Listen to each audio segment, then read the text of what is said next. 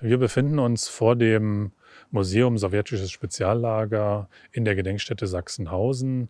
Der Standort an der Nordspitze des ehemaligen Lagerdreiecks ist mit dem dezentralen Ausstellungskonzept der Gedenkstätte verknüpft.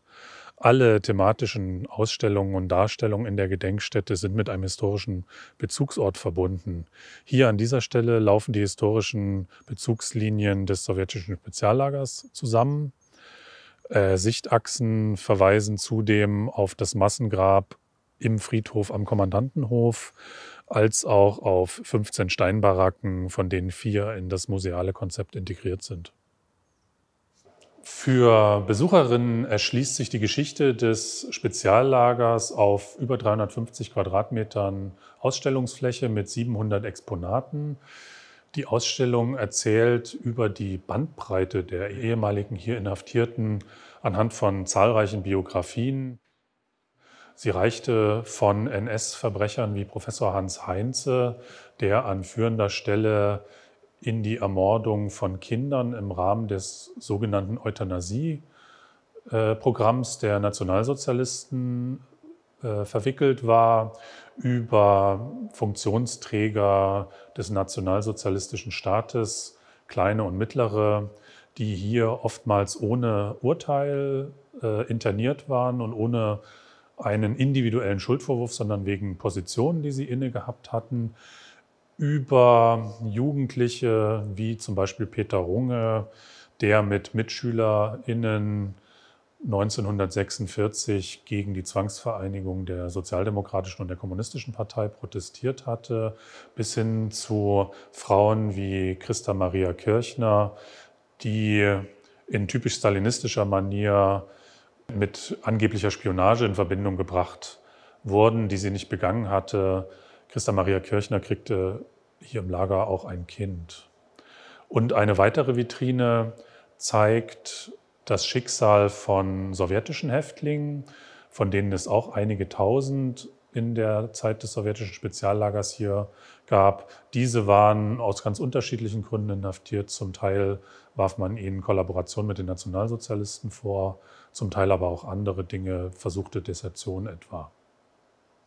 Die Arbeit des sowjetischen Geheimdienstes, dem dieses Lager hier unterstand, ist ebenfalls ein Thema. Es handelte sich um eine Geheimpolizei, die aus einem stalinistischen System kam, und entsprechend handhabten die Angehörigen dieser Einheiten die prinzipiell zwischen allen Alliierten der Anti-Hitler-Koalition vereinbarte Entnazifizierungs- und Internierungspolitik nach ihren stalinistischen Gewaltprämissen und Unrechtsprämissen.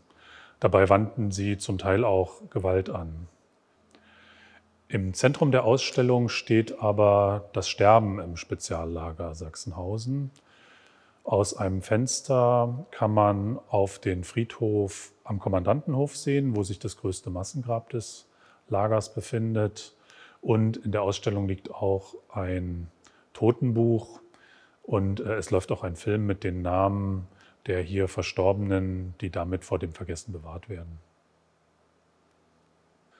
Weil aufgrund der unterschiedlichen Häftlingsgruppen die historische Einordnung der sowjetischen Speziallager durchaus anspruchsvoll und auch bis heute teilweise umstritten ist, umschließt die Ausstellung ein Band mit der Darstellung der Diskussionen um die Interpretation, auch die historischen in den 50er, 60er Jahren. Die Speziallager galten lange im Westen als das Symbol für sowjetisches Unrecht in der sowjetischen Besatzungszone und späteren DDR.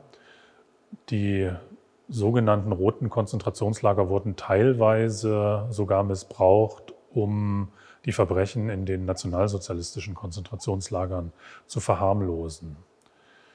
In der DDR hingegen galten die Speziallager, wenn sie überhaupt erwähnt wurden, als Internierungsorte für Nazi-Verbrecher, die da zu Recht inhaftiert gewesen seien.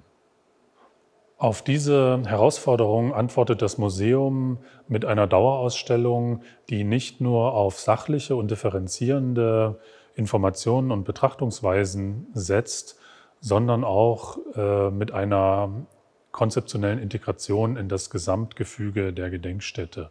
An einem Ort mit zweifacher Vergangenheit wird die Nachkriegsgeschichte des Ortes, des sowjetischen Speziallagers, differenziert dargestellt und eingeordnet.